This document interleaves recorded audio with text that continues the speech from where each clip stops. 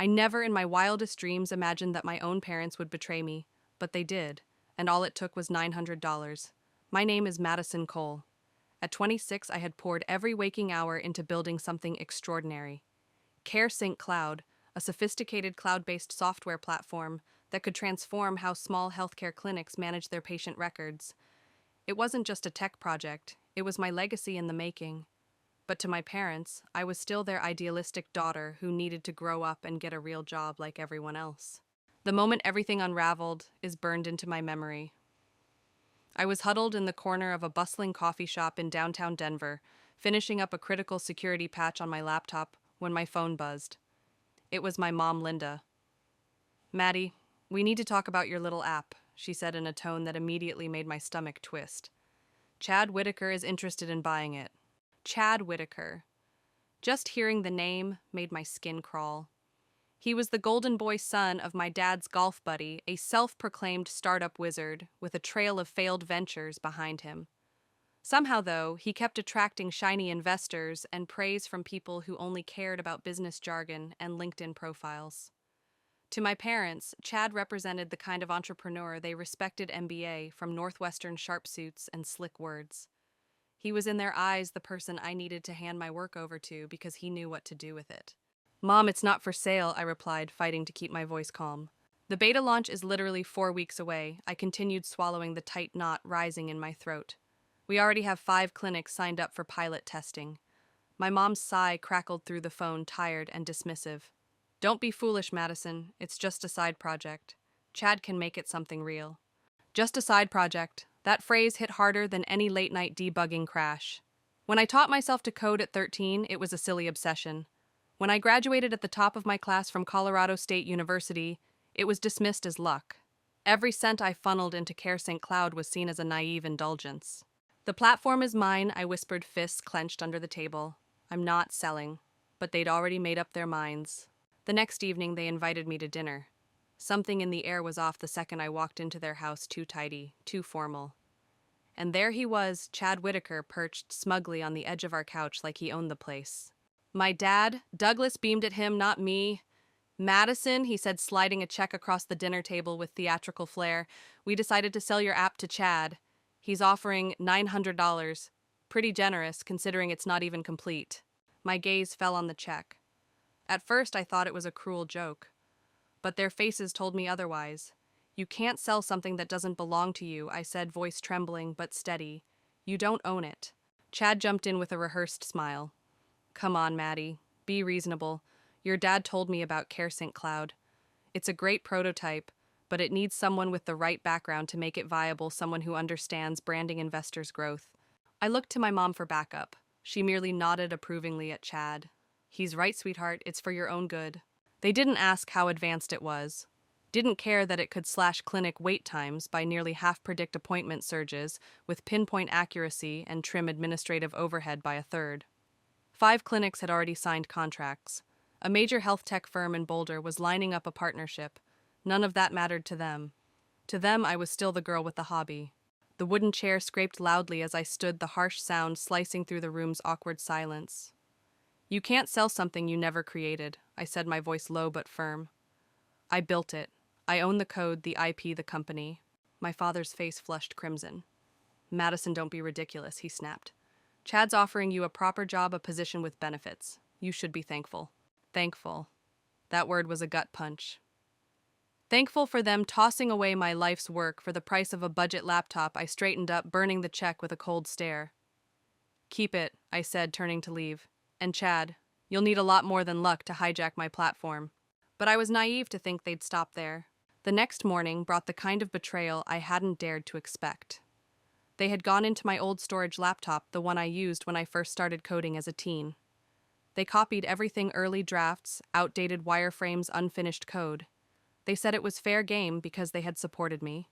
Within a week, Chad launched his new startup, Whitaker Solutions, and filed provisional patents using my original concepts. He even dragged my parents into the mess to sign off on fabricated timelines. The local tech press ate it up, calling him a young visionary transforming healthcare. My parents posed proudly in photos with him. But Chad made a critical mistake. He didn't grasp the core of what he stole. The documents were hollow. The real system's intelligence, the algorithms that powered its success, were locked away on secure, encrypted drives. For the next 7 days, I became a machine.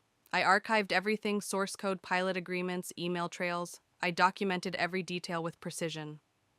When I was ready, I called Victoria Steele, a top-tier intellectual property attorney known across Colorado for obliterating tech fraud. Victoria flipped through my files during our first meeting, her eyebrows climbing with each page. They thought they could swipe this for $900. I nodded. They thought I was just a girl tinkering with code. Her lips curled into a razor-edged grin. Then let's show them what a girl with code can really do. That meeting lit a fuse I hadn't realized I was holding. The storm that followed would shake the local startup world to its core and leave Chad Whitaker's reputation in ashes. Because stealing an idea doesn't make you an innovator. Copying files doesn't mean you understand them. True innovation, the soul of it comes from knowing every script, every loop, every logic gate like the rhythm of your own heartbeat. And mine was louder than ever. It began with a single text, unassuming but electric in its implications, a message from Jake Martin, an old college friend who now worked in systems administration at Riverbend Health Center, one of the flagship clinics involved in our pilot phase. The words on the screen were simple, but laced with an urgency that made my pulse spike. "Maddie, you have to see this." Whitaker Solutions just crashed and burned during their demo. I didn't need to ask what he meant. My fingers closed reflexively around my phone, a quiet smile curling across my lips. I had known this moment would come. In the code's very architecture, I had embedded a trapdoor, a deeply encrypted multi-level authentication layer that would lie dormant during simulations, but erupt into chaos when deployed at full scale without the creator's touch. 2 weeks had passed since Chad had stolen the ghost of my work, and now came his grand unveiling. Cameras clicked, investors loomed like hawks, and my parents, dressed for success in stiff suits and plastic smiles, mingled with the elite as if they belonged. And me, I arrived alone, cloaked in anonymity, hiding in the back of the conference hall behind oversized tortoiseshell glasses and a sharply tailored black blazer. I was a shadow, and it was showtime. Chad stood on stage, all gleaming confidence and slick charisma, announcing the future of healthcare innovation, with the kind of smugness that only came from a lifetime of undeserved praise. Today he boomed, "Whitaker Solutions will change the way clinics operate forever." Then came the unraveling. A hiccup at first, a slight lag. Then the cascade, flashing alerts on every terminal, a flurry of glitching windows, and finally a bold message across the primary screen: authentication required.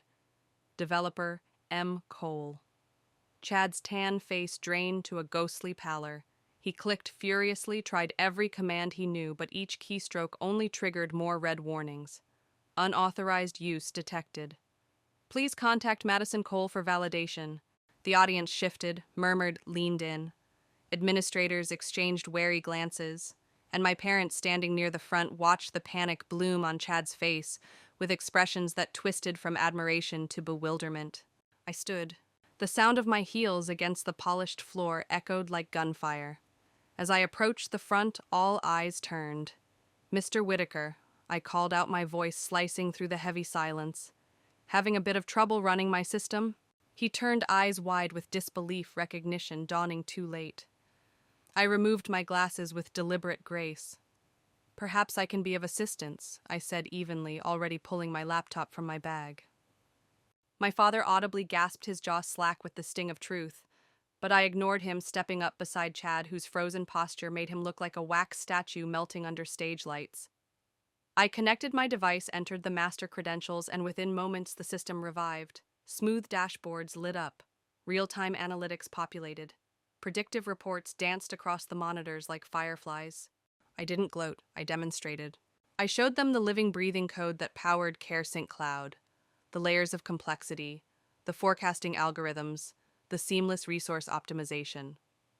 Then, without missing a beat, I switched screens and began projecting documentation emails, source code logs, patent filings, all time-stamped, all bearing my name. "This," I said, my voice cool and clear, "is the platform Mr. Whitaker tried to steal for $900. Gasps fluttered through the crowd.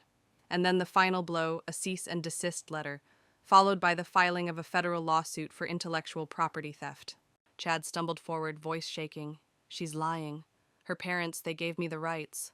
Victoria Steele rose from the front row, calm as moonlight. Actually, they didn't, she said with a smile that could cut glass. Ms. Cole's patents and copyrights were filed and secured long before your little stunt. Perhaps you'd like to explain how you accessed proprietary intellectual property. The room exploded. Investors stormed out mid-call, slashing promises and pulling funding. Journalists surged forward, flashes popping. Hospital executives whispered with urgent concern. My mother clutched my arm, eyes wide with betrayal. Madison, how could you do this? He was trying to help. I pulled away gently. No, Mom. He was trying to rob me, and you helped him, because you never believed I could be enough. My father took a step forward, flushed and flustered. We were only trying to protect you. I looked him dead in the eye. From what success? And then for the first time I said it aloud. You're just a girl, I whispered, quoting their own doubts. That's what you told me. But this just a girl built a multi-million-dollar system. Turning back to the stunned audience, I took a breath. My name is Madison Cole. I'm the founder and CEO of Metastride Innovations, and under my leadership, we are redefining the future of healthcare. The fallout for Chad was swift and merciless. Overnight, his reputation imploded. With Victoria pressing charges, he faced not just civil ruin, but serious criminal investigation. My parents, in a desperate act of revisionist history, tried to reposition themselves as concerned protectors, but some damage cannot be undone. 6 months later, I stood again on a stage. This time it was mine. Metastride had just closed a $50 million Series A round. Our pilot data surpassed all expectations: 48% reduction in wait times, 41% efficiency improvement in resources, near-perfect forecasting accuracy. Applause roared. I scanned the crowd and saw them, my parents seated at the back, eyes glossy with something that hovered between remorse and longing. Their texts had grown frequent, their emails brimming with pride and praise. But I knew better. Their pride wasn't in me. It was in what I had built in spite of them, not because of them. After the final echo of applause had faded into the architectural stillness of the auditorium, a stillness made sacred by the triumph that had just unfolded, they approached me not with the triumphant strides of supportive parents, but with hesitant, almost trembling steps, as if each movement cost them another breath of pride. They looked so small in that vast, gleaming hall, the kind of smallness that comes not from stature, but from conscience. Their eyes, glassy with unshed remorse, flicked to me and then to the polished floor, unable to hold the gaze of the daughter they had once considered too naive to succeed. Madison, sweetheart, my mother said at last, her voice wobbling like a bridge on the verge of collapse, her words wet with tears before they even reached the air. We're so sorry. We didn't mean to. I lifted my hand, palm steady in the space between us. It was not a gesture of cruelty, but of calm boundaries forged through years of solitude and silent victories. I know you're sorry, I said. My tone was even measured, but laced with a pain too old to cry for. But being sorry after I succeeded is not the same as believing in me when I was building this from nothing. My father, who had once spoken over my aspirations as though they were fairy tales, stepped forward, his voice fraying with desperation. Can't we move past this? We're still family, Madison. I studied them not as the wounded daughter they remembered, but as the woman who had risen from that very pain, sculpted it into strength, and wielded it like armor. Family. I repeated, letting the word weigh down the silence between us, doesn't gamble away your dreams. Family doesn't side with thieves because they wear suits and speak buzzwords. Family doesn't sell your legacy for less than the price of a weekend getaway.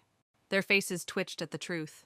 You chose Chad Whitaker, I continued, because you couldn't picture your own daughter as enough. I pulled 2 sleek, heavy business cards from my leather case cards that symbolized years of quiet labor, sleepless nights, and raw ambition. I handed them each one. If you want to speak to me, you can schedule a meeting through my office. I'll treat you as I do all professional contacts. My mother broke then, the sob escaping her like air from a punctured balloon. It was small, pathetic, yet deeply human.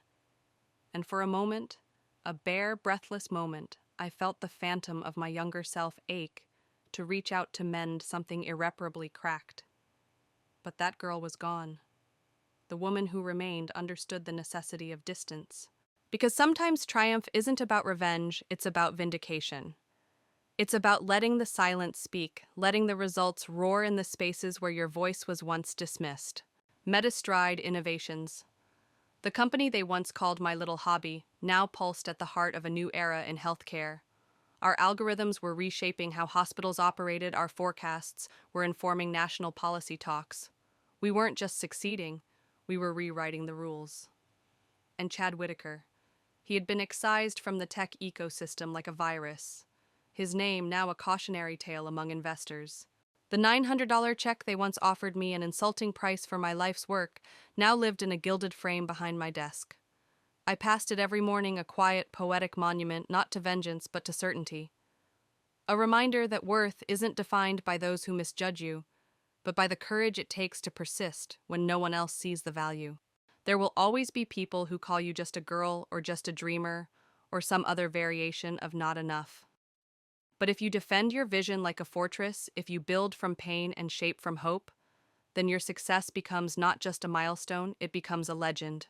So, to anyone listening, anyone who's been doubted, dismissed, or quietly undermined, hold fast to your fire. Your value is not determined by those who fail to recognize it. It's measured in the resilience you show when no one is watching, in the brilliance you ignite in silence. My parents still reach out. Their messages come clothed in nostalgia and remorse, steeped in longing for a redemption they hope I'll offer. Maybe one day we'll find some middle ground, plant something new in the ruins. But if that day ever comes, it will be on my terms, not the terms of a past they tried to overwrite. I am not the child they underestimated. I am Madison Cole, the architect of a healthcare revolution, the guardian of a legacy forged in rejection and refined by resolve. I am not just a coder.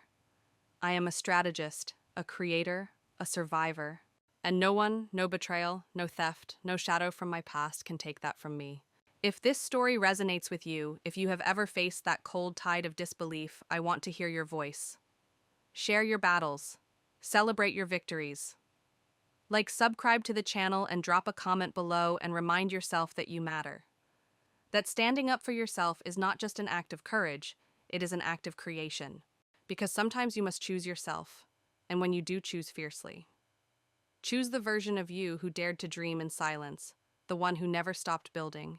Your potential is not measured by those who fail to see it. It is measured by everything you become even when no one is watching. So speak up, share your journey, and remember you are not just anything. You are everything you choose to become.